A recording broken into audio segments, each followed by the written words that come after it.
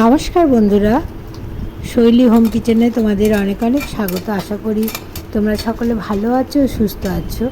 আজকে আমি রান্না করব রুই মাছের ঝোল। কড়াই প্রথমে গরম করে নিয়েছি। গরম কড়াইয়ে রান্নার তেল দিয়ে দিয়েছি, যে নুন হলুদ দিয়ে মাখিয়ে রাখা মাছগুলো ওর মধ্যে দিয়ে ভেজে নিচ্ছি। মাছগুলো একদিক ভাজা হয়ে গেলে উল্টে আরেক দিক ভেজে নিতে হবে, একটু লাল করে ভেজে নিতে হবে। এদিকে আমি বড় সাইজে 3টে পটল নিয়েছি। পটলগুলোর উপরে স্কিনটা আমি ঘষে নেব, নিয়ে পটলগুলো অর্ধেক করে লম্বালম্বিভাবে কেটে নেব।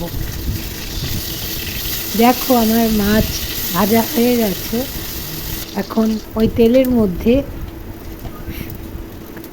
কাঁচা লঙ্কা ও সাদা জিরে 1 চামচ ফোড়ন দিয়েছি। ফোড়ন ভেজে নিয়ে এর মধ্যে লম্বা করে কেটে রাখা পটলগুলো দিয়ে দিলাম।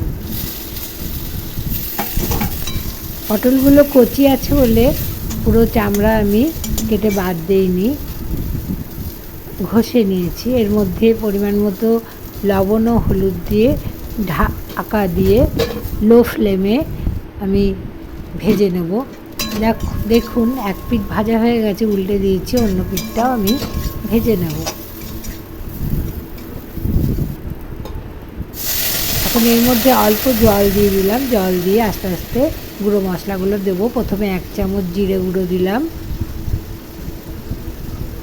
1 চামচ হলুদ গুঁড়ো দিলাম, স্বাদ মতো লবণ দিলাম। এগুলি ভালো করে নেড়ে দিয়ে এর মধ্যে 1 চামচ ধনে গুঁড়ো দিলাম,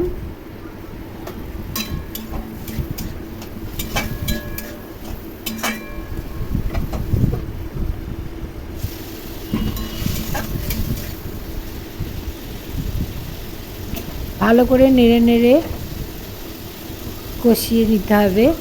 এখন এর মধ্যে 1/2 চামচ লাল লঙ্কার গুঁড়ো ও একটি টমেটো কেটে দিয়ে দিলাম। সমস্ত কিছু খুব ভালো করে অল্প জল দিয়ে দিয়ে নেড়ে নেড়ে কষিয়ে নিতে হবে, যাতে মশলার কাঁচা গন্ধ না থাকে। পটল অনেকটাই সিদ্ধ হয়ে এসছে।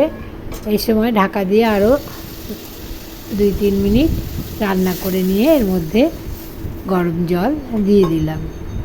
গরম জল এই মাছের ঝোলে দিলে স্বাদ খুব ভালো হয়।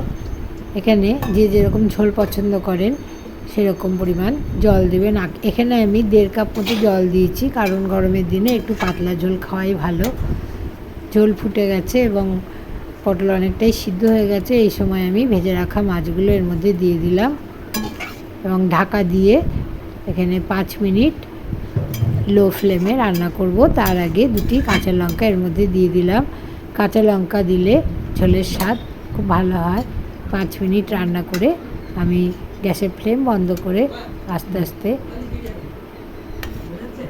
অন্য পাত্রে তুলে নিলাম। আজকের রেসিপি এই পর্যন্তই। আজকের রেসিপি যদি ভালো লাগে লাইক, শেয়ার ও কমেন্ট করবেন এবং শৈলী হোম কিচেন চ্যানেলটি বেল আইকন সমেত সাবস্ক্রাইব করবেন। সবাই ভালো থাকবেন, সুস্থ থাকবেন। আজকের রেসিপিটি দেখার জন্য আপনাদের অনেক অনেক ধন্যবাদ জানাই। সবাইকে নমস্কার।